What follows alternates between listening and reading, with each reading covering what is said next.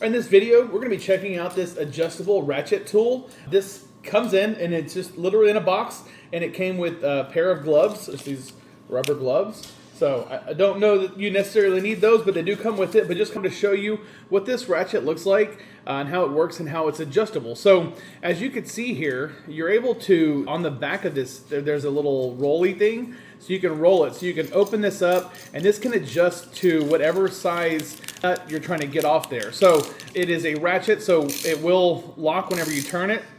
And then on the back, it does have the right and the left. So if you want to go left, then you just turn it that way, and then you're able to go that way. So really cool tool. I like how it's just the ease of use, right? You don't have to have a toolbox. You don't have to have all of your different ratchet, your different heads. You don't have to worry about if it's metric or if it's the imperial. It's just good to go. So you've got your left, your right, and you've got this little knob right here, this little slider that as you slide it down, it's going to close up.